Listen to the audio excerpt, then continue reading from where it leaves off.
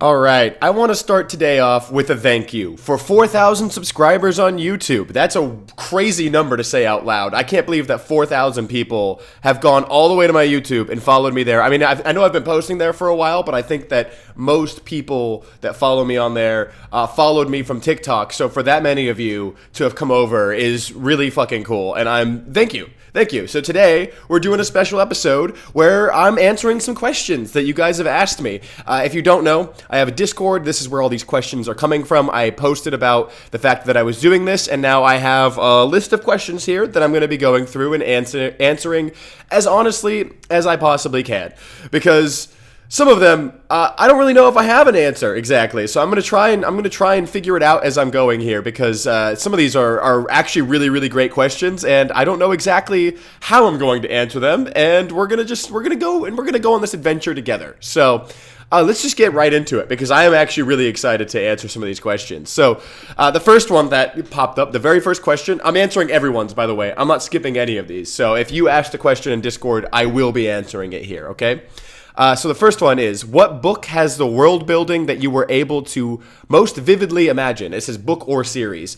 That goes to the Stormlight Archive for me. That's a pretty easy answer for me, because I feel like the world building in the Stormlight Archive is so heavily emphasized, and Brandon Sanderson has a way of describing things so clearly and so plainly that the image in my head is extremely vivid. That's not to say that you can't give me a vivid image with more flowery prose or with more dense world building and writing, but this is the one where I pick up the Stormlight Archive, and within like the first sentence of me sitting down and reading it every single time, I immediately have a picture in my head. I can see exactly what he wants me to see, and because this world is so unique and so original, it really has this individualized image in my head of what I'm seeing. Because a lot of times, if I'm reading a book, especially with fantasy, if I'm reading fantasy and it's got kind of generic world building, if it's just a very basic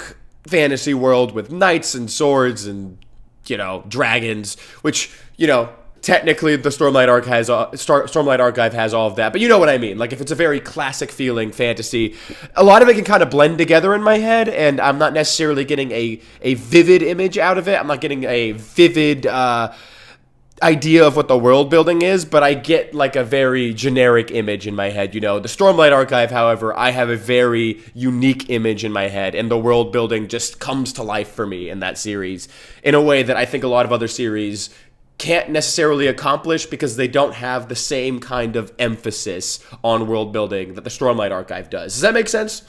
I think that makes sense. That's just my answer. I feel like it could be a lot of different things, but that when I think of vivid world building, it's Stormlight Archive. That's my answer for that, right? So this next one, I have thought about this, because I read this question, like 4 days ago at this point, and I've been thinking about it. I don't know if I have an answer for this, but it says, which character's traumatic life/childhood would you be willing to live in order to learn or gain the powers they eventually do? How do I answer that one? I feel like that's tough, because of that first half, right? Because anyone who's like a superhero or who has really cool powers almost always has like the most traumatic shit that they have to go through in order to attain those powers. My answer that I want to go with is Spider-Man. Okay, he loses Uncle Ben, right? But like, he has the powers technically before that, right? Or do I have to have my Uncle Ben moment? Does that have to happen? Or can it just be, I get bitten by a radioactive spider, I'm a fucking nerd in high school, and that's my trauma? Can that be it? Is that I'm just like this loser, this absolute dweeb, and then I get bitten by a spider? If that's the case, Spider-Man, 100%. If I have to lose Uncle Ben, maybe still Spider-Man. I gotta be honest, it's Spider-Man. Of course I want to be Spider-Man. Everyone wants to be fucking Spider-Man. I don't know. I feel like that's my answer. I don't know. I want to go with, again, if I'm looking at like characters from fantasy books, I don't know if I want to have any of their powers. Like, so many of them just have like, they have to go through such horrible things Like Kaladin, I'm just going back to the Stormlight Archive, right? It's not worth it, man. It's not worth it. I don't want to go through the shit that guy goes through. No way. No shot, dude. So I kind of want one where, like, you know, maybe I lose a family member, like Uncle Ben. That sounds terrible now that I'm saying it out loud. But, like, if I'm going to choose one, I would rather lose just one, right? Rather than, like, a lot of people. Right? Right? No, I'll take it back. No, I'll go back. Right. Aaron Yeager, right? That's like the worst option, I feel like. That's like the worst one. If you choose Aaron Yeager for this, you're a fucking psychopath, okay? Because you are subjecting yourself to some pretty horrible stuff in order to discover that you have powers. Okay, so I feel like a lot of them aren't worth it. I'm going with Spider-Man. That's my final answer. I feel like it could be a couple other things, but Spider-Man is pretty tame and also ambiguous. It's ambiguous, right? I was kind of a dweeb already in high school. Not really, but like kind of. And if I just if all I had to do was amp that up and I get to be Spider-Man, yeah, for sure. I'm doing it, okay? That's a good question, though. It's a really good question. And I feel like I have the correct answer here, but it could be other things, too. This is a real question, by the way, this next one. This isn't me being funny, okay? Although it is kind of funny for me to say this out loud. Why are you so goddamn handsome and gorgeous? I don't know, man.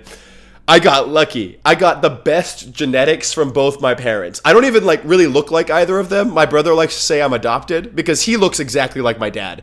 Like, it's like eerie. I don't really look like either of my parents, but I inherited just specific traits from both of them. And my brother says I get all the good genes, which is kind of true. I got lucky. It's kind of funny, actually. I don't look anything like my brother. If you ever, I think I have a picture with him on my Instagram. We don't look anything alike. We went to the same high school for, I think, 2 years, because he was 2 years above me. And there were people who went to high school with us that had no idea we were related until they would, like, hear someone do roll call and be like, well, you have the same last name? Like, people had no idea. Because we don't look alike at all, and we don't really act very similar either, so it's kind of funny. That's a tangent that sort of related to the question, right? Any plans to read The Three Body Problem? Yes.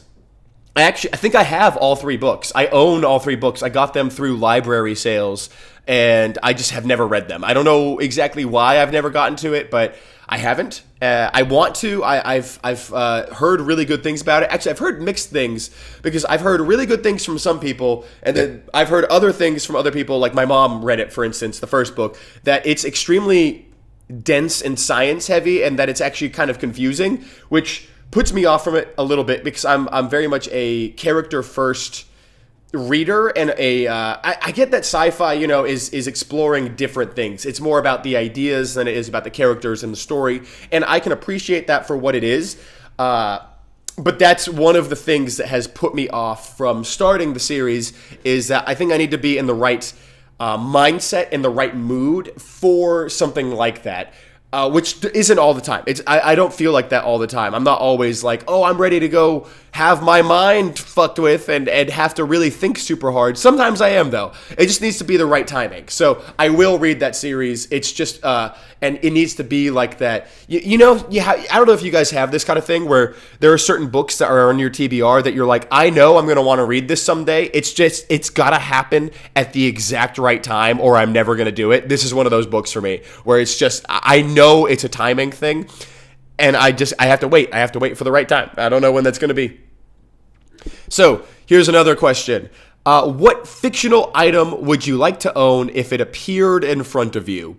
So I have two questions. I have 2 answers to this, because it depends, right? Can I use it?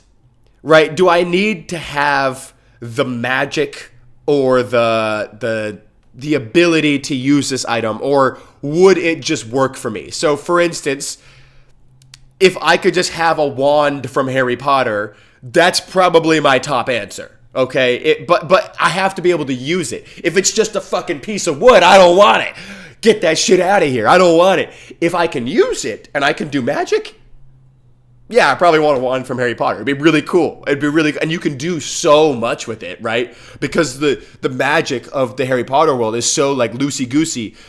I could do almost anything if I just like teach myself how to do the wave and the thing, right? But do I have to be magic? I feel like I probably do. So that's why that's the answer. That's one of my answers. If it was something that I can't use and I have to just take it as it is, I'm going with I can't remember the name of it, but the sword that Aragorn uses. Because like, yeah, it's cool. That's the only reason I have. It's cool. I just want it. I want the sword. And then I could tell people that it's actually the real sword, and they'd be like, no, that's from the book. And I'm like, no, this is the real one. And no one would believe me, but I would know. And that's my answer. Okay, what would you seriously stockpile if you found out they will never be selling it again? Ooh, that's a tough question, actually. What would I stockpile? I don't know. If I don't really collect anything. I guess I don't really have anything specifically that I would like want to own possession-wise. I guess I would go with the thing I want to own the most in physical that I don't own already is physical volumes of One Piece.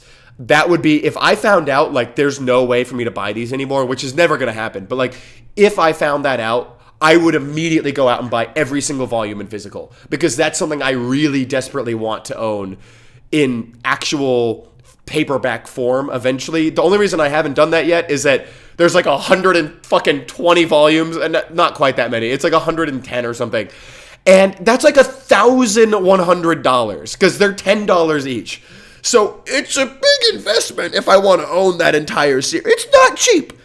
I could buy like a whole ass gaming PC for that money. So like one day I will own all of it.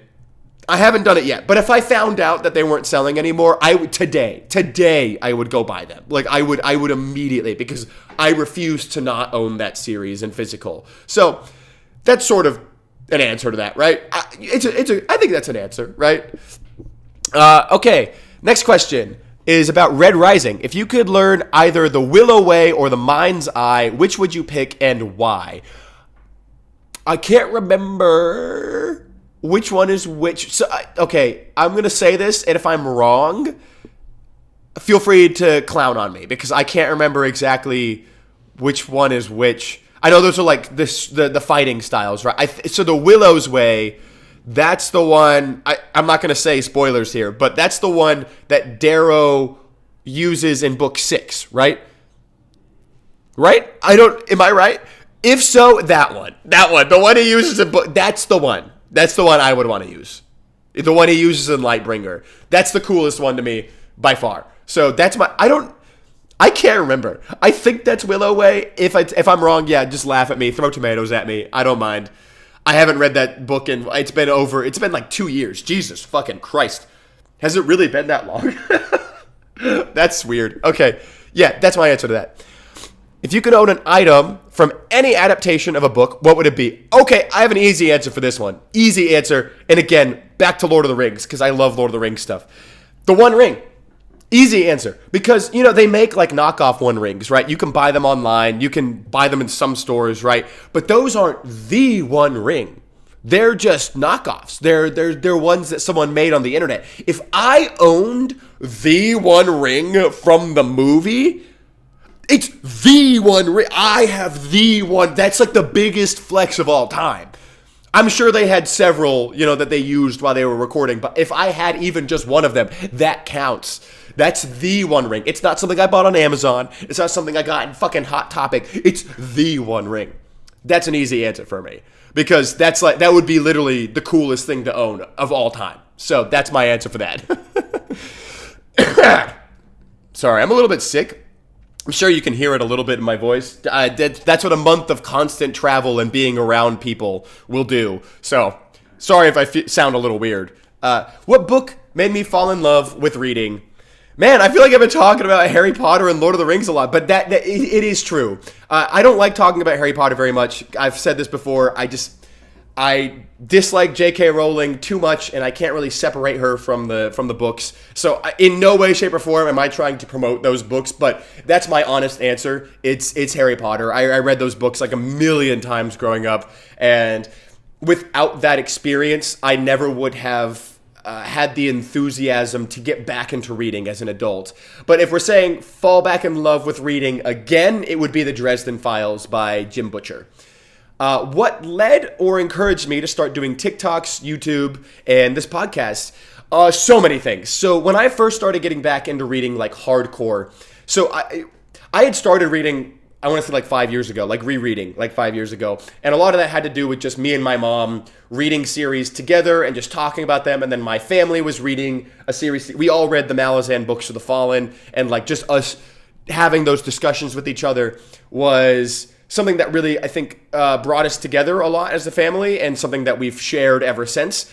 And that instilled in me a passion for reading that I don't think I would have had otherwise. And through that, I wanted to get more, especially as the years went on and I was still consistently reading. So I started watching a lot of YouTubers that were talking about books. So I got a lot of recommendations from like Daniel Green and Murphy Napier and Patrick Leo. And I loved their content so much, and I loved the idea of reading for a living so much that I became obsessed with the idea of like, how can I do this for myself? And at first, I had just started making videos on here on YouTube. Not if you're listening to this on Spotify, I'm talking about YouTube specifically. At first, I was only making videos about One Piece, which if you're an OG who's been following me ever since then, you're a real one. Because I started way back, I want to say like, it was like 2 years ago, almost 3, I think, years ago when I started initially posting on YouTube, and it wasn't even book related. But that inspired me to continue creating because I did get a small following of people on there that were really passionate about the same stories as I was, and I was like, okay, I want to keep this going. So for a while, I was just posting on YouTube, and then around 2 years ago, I want to say, I decided, fuck it, I'm going to try going on TikTok and just actually only talking about books, because on YouTube I had been talking about One Piece mostly and I wanted to expand. So I said, okay, well, I'll move to another platform. And on TikTok, I had been following Book Reviews Kill. If you don't follow Book Reviews Kill, highly suggest. If you like this podcast in any way, shape, or form, his podcast is 10 times better than mine. And it was absolutely the blueprint for my profile and for my content on TikTok was based off of him. I had been following him for years at that point. Around the same time that I started getting into the YouTubers that I was watching, I started watching him on TikTok and I started following his podcast. I was actually a patron on his podcast for like a year, and that was sort of the blueprint for me moving into that. And then one of my first TikToks that I made talking about books blew up. It had like 500,000 views. And I was like, I guess this is the platform I need to stick with for now. So I just kept doing it. I don't know exactly where it came from, the courage to do that, to just pick up a camera and start doing it. But I'm glad that I found it in me, because it is nerve-wracking when you first start to just sit down in front of a camera and talk. It's scary. It is scary. And I think getting over that initial hurdle, and not just getting over the hurdle in terms of doing it, but also the hurdle of doing it again and again and again, even if no one's watching, and figuring out your cadence, figuring out how to feel natural on camera. That's all stuff that's super important, that when I figured it out, it encouraged me to keep going, because I was able to see like tangible progress in not just how many people were watching me, but in how I was handling it, you know? So that's my answer for that. I keep saying that when I finish my answers. I feel like you all understand that I'm finishing my answer, but I'm going to keep doing it because, I don't know, I feel like doing it. So am I strictly a reader, or do I have plans to write someday as well? I am absolutely a writer. Actually, I was a writer before I was a reader, believe it or not. Okay, that's not entirely true, because, you know, I was reading when I was like 6 years old, but there was a time period in my life between like the ages of, I want to say like 12 and about 17, where I wasn't reading very much. I was reading for school. Occasionally I would pick up a book. I don't think I really finished almost any books in that time, but I was writing in that time. I actually wrote an entire book when I was 15, and I believe 16. I finished it when I was 16. I don't think I read a single book in that time period. I was just writing for the fun of it. I was writing to prove that I could do it. And because I discovered that I loved doing it. I knew I had always loved writing, but when I sat down and was trying to actually just put down an entire story, and it was a decent sized book. It was like 350 pages. Not good. It was bad. It was a bad book, but to just do it was very rewarding and very emboldening for me as a person. And I think that love of writing is actually what fed back into me reading more again, which is funny that I went kind of this inverse route. And now that I've become a heavy reader again, I feel like my writing has again become reinvigorated, but also I'm a lot more harsh on myself now because I see how good books can be. I'll never stop writing, but I feel like I'm a lot more of a deliberate writer than I used to be. And I'm never going to stop, but I am very critical of myself, which is why it's taking me so long to get this book done that I've been talking about writing for months now. It's because I'm being very harsh on myself, and I'm trying to make it as good as it possibly can be. And now that I'm a reader, I feel like I've actually kind of restricted myself a little bit as a creative because I'm trying so hard to be good at it now, you know? Maybe that's not healthy, but that's the way I've been doing it. So yes, absolutely, I am a writer, and I am currently writing a book, and I'm about 20,000 words into it. This after I wrote an entire 180,000 word draft, decided it wasn't going to work, started over, wrote another 50,000 words, started over, decided it wasn't going to work, and now I'm back at 20,000 words. Dear God, why do I keep doing this to my... This is the final one, though. I'm doing this one. I'm finishing this one, and this one is going to be a legitimate... Like, I'm sticking to this version of the story. Anyways, I need to chill on myself and just let myself fucking finish a draft for the love of God. So, let's move on to the next question. How do I decide what to read, and where do I get my book recommendations from? How do I decide what to read? That's tough because it's different every single time. Sometimes I plan my months out, like, pretty strictly. Like last year, I felt like I was pretty restrictive with myself in terms of I'm going to read this book, this book, this book this month. And then occasionally I would surprise myself. And how I would decide what to read was a lot of times I have like a big list on my phone and I just go through and I would try to look at the things that had been on that list for the longest time and just kind of go with it.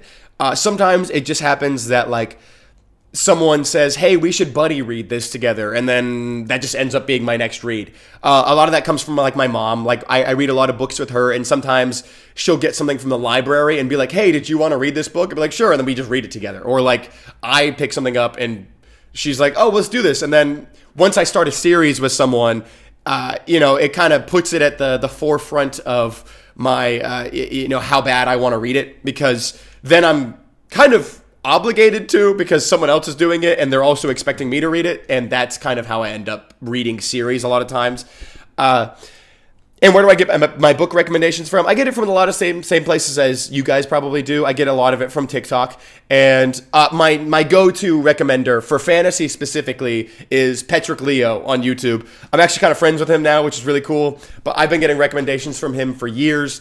I have very similar taste as him, and he has an enormous catalog of books he recommends, things that I will probably not get to for years because there's just so many of them. And he's usually my go-to if I'm looking for book recommendations. So that's usually where I get it from. Which novel or series would I love to see adapted? I have said this before, and I am sticking to it because I think that it would be a massive fucking hit if it ever got adapted. The First Law series by Joe Abercrombie would be huge if it ever got adapted. And I think that it would genuinely be great for TV because the dialogue is amazing. The characters are incredible. The world is not too complicated because, when you're adapting to TV, there's only so much you can get across in terms of world building, right? Because some is going to get lost in translation. You can show some visually, but you don't want characters standing there monologuing about the intricate details of the world building. The great thing about First Law is that it doesn't have any of that. World building is very basic when you really break it down, and there wouldn't need to be any crazy special effects or any crazy CGI. Just good actors pretty much adapt it one for one, use the dialogue from the books. It would be fucking huge. And I have been saying that ever since I read the original First Law trilogy, and now that I'm done with the entire series, dude, why is this not a thing yet? It would be massive. It's literally the next Game of Thrones. And I'm not saying that as like a gotcha, like you know how people say that about every single fantasy adaptation. I mean, it would literally be the next Game of Thrones. Morally gray characters set in a world that is pretty easy to just kind of build sets for. The dialogue is amazing. There's like political maneuvering, especially the later on that you get into the series. Like I mean, come on. It would be amazing. I don't know why this hasn't been made yet. It blows my mind. Anyways. Which characters have you connected most with in any medium? That's a good question. So I made a whole episode about this a while ago. I'm going to sum it up. I'm going to actually just choose 3. No, I'll choose 3. So number 1, Fitz from the Realm of the Elderlings. I feel so seen in that character and how imperfect he is and how emotional and sensitive he is. That's me. It's just me. I feel like I see myself in him so often when I'm reading that series. I also see myself in, or I guess if you're saying connected with, I feel very connected to Luffy in One Piece. I hate when I see people say that he's a flat character or that he's uninteresting or that he doesn't have any depth. I will lose my fucking shit. I will lose my mind. He is so rich with depth and so rich with his in personality and the way that he represents the themes of the story. And I could go on and on and on. He's a character I feel extremely connected to because he's constantly surprising me, constantly interesting to me, and the way he views the world, the way he behaves is something I wish I could embody and something that inspires me every single time. So that's a character that I have felt connected with from chapter 1 of the story, and the longer that the story's gone on, the more I appreciate him and what he represents. I think Luffy is an incredible character, and yeah, I'll always feel connected to him. Actually, I'm going to stick with just those 2 because I need to get going faster. This episode's already going a little too long. Which genres am I wanting to explore more of? So many. Literary fiction is a big one. I want to get outside of genre fiction. I want to get more into just really getting into writing as an art form and seeing how people take that and kind of push it to its limits, which is something fantasy does, but I don't think it does it as often. So I also want to read more classics. I want to read some history. I would love to try some romance. There's a lot of stuff I want to try because I have kind of stayed in my sci-fi fantasy bubble for a long time, and I want to just open myself up, you know? Are there any popular books or series that you don't see yourself ever picking up? I will never read Fourth Wing. Just never. I've seen so many things about it that I just know it's not going to be for me. I read like a paragraph from it once because someone I know was reading it, and I just like picked it up and I read just like a random paragraph in the middle of the book, and I was like, I don't want to read this. This isn't going to be for me. It's okay if you like Fourth. I'm not saying it's bad. It's okay if you like it. I don't care. You're allowed to like what you like. I know it's not going to be for me. I just know it's not, so I'm not going to bother. There's nothing wrong with reading it. It just, me personally, not something I'm interested in, sadly. I wish I was, because I would like to be in on the thing with everyone, but I just know I'm not going to like it. So I'm not going to read it. That's just me. What is my... Oh, okay, so some non-book questions here. What is my go-to karaoke song? I have a few.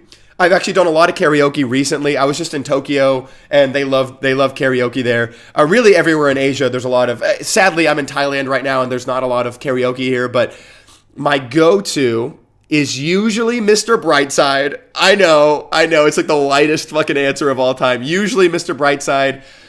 I have a few others, like it depends on the vibe, right? So like if we're kind of just chilling, I'll do Hey There Delilah.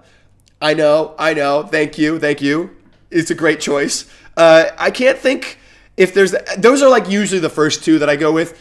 If it's like, I don't know, it's different. It depends on the vibe, right? So like when I was in Japan, my go-to was actually a Japanese song that I can sing.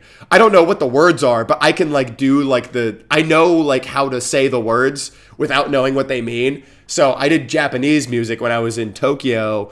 Yeah, it depends on the context, but those two, Mr. Brightside and Hey There Delilah, are usually the ones I'll go with, right? What is a food you've tried while traveling that you'll never try again? Ooh, Is there a food I won't ever try again? I've tried a lot of stuff. And I don't know if there's anything that I've like disliked enough to say that I'll never try it again. I got to think about this because I feel like there's got to be something. Okay, this is my answer. When I was in Cambodia, I ate something. I don't even know what it was.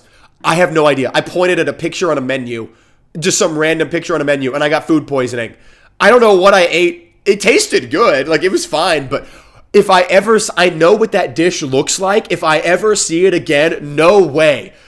There's no way. I'm never eating that again because I had food poisoning the day before, or the morning of the night of / the morning of the day that I went to go see Angkor Wat. Dude, that was horrible. All my friends went at sunrise. I was with a group. They all went at sunrise, and I was in such horrible pain that I was like, I can't go with you guys. So I had to go later that day, having like not slept almost at all because I was up all night with food poisoning, and go in like fucking 105-degree weather to walk around Angkor Wat still feeling kind of sick. Yeah, that dish, whatever it was, never eating that again. That's my answer to that. It was so horrible, man. That was a terrible experience. Angkor Wat was amazing, but the physical feeling, horrible. I hated it. Okay, it's 2035. You've accomplished everything you want to over the past 10 years, and you're rewriting your social media bio. What does it say? New York Times bestselling author. That's the first one. I would like it to say like something like, oh yeah, my books have been made into TV shows. So like maybe even like television writer. That would be awesome. Those two things for sure are on that list. 2035, do I want to be married by 2035? I probably want to be married by that point. So maybe like husband.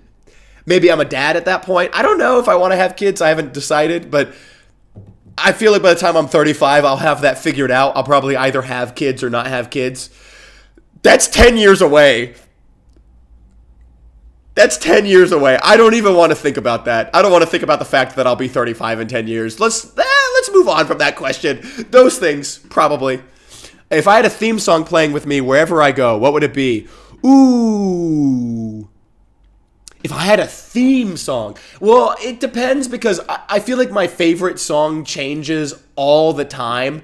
I don't know if there's a one song in particular that like that like really represents me, you know. But I'll tell you what my favorite song is. It's been my favorite song for like a year now. Okay. When I say favorite song, my favorite song changes all the time. Like whatever I'm listening to the most is constantly changing. But the song that like when I put it on, I'm like, oh fuck yeah, this is my favorite song right now. Is been Limbo by an artist named Keshi. It's Keshi. If you look up that song I feel like captures my vibe as a person the best for like the past year. And if you listen to that song, I think you'll probably be surprised because when I'm on camera, I'm like very bubbly, excited. And that's how I am in real life a lot of time too. But like, this is a very chill song. And I feel like that's kind of usually how I am is I'm kind of just kind of vibing. And that's what that song is like. If you like that song, then you'll understand what I mean. I don't know if anyone's going to know that song. I think probably no one does, but yeah, that's my that's my answer to that. All right.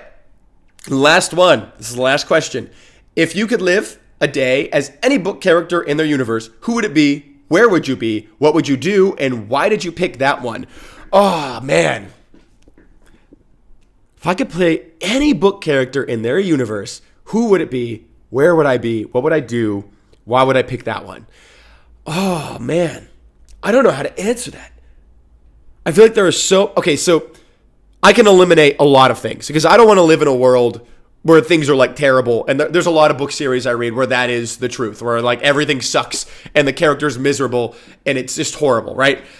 I want something that's going to be like a whimsical adventure, like something like really fun and just like exciting. I'm tempted to say something One Piece, but like, I don't know. I'm tempted to say that I would want to just be Luffy, right? Because I would love to just spend a day with the Straw Hats on the Grand Line, just hanging out with them. Oh, but I don't know if that's my answer. Because like there's just so much I would want to do. right? It needs to be something where I can do a lot in just a day, right? Fuck, I don't want to say Harry Potter again. I don't want to say it, but like, who doesn't want to spend a day in Hogwarts? Who doesn't want to do that? If you say you don't want to do that, you're lying. You're a liar, okay? That's like because there's so much you could do in a day in Hogwarts. You could go play Quidditch. You could go to class. You could go explore all the corridors. You could eat a lot of like magical food. There's so much you could do in one day. So it feels like the right answer. It feels like the right answer, but I don't want to say another Harry Potter answer. I feel like I have to say it. It's Hogwarts. I would want to be Harry Potter. I would want to hang out with Ron and Hermione. I would want to go do all the cool shit in Hogwarts. God damn it. Maybe I would choose a day where they go to Hogsmeade too. Dude, it's the easy answer. It's like the easiest answer of all time. Fuck! I didn't want to give another Harry Potter answer. Oh well.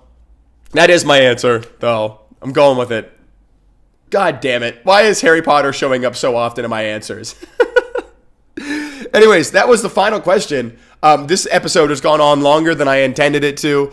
I hope that you learned something about me through these questions, and I hope that they were interesting enough answers. I have been rambling quite a bit here, but I want to do more of these. Maybe like every 1,000 subscribers, I'll do another Q&A, or maybe I'll just make it like a monthly thing where every month you can ask me questions. I think that would be fun. I think that would be a fun time, because I do want you guys to get to know me as a person a little bit better, just so you feel a little more connected to the things I'm talking about when I talk about like travel and my life experiences. I feel like getting to know me a little better might help you as a viewer understand where I'm coming from a little bit better. So yeah, I hope this accomplished that. But anyways, folks, we're going to end it here because this episode is going on a bit long. So until next time, I hope you're happy and healthy. I hope you're doing well, and I'll see you then. Bye-bye.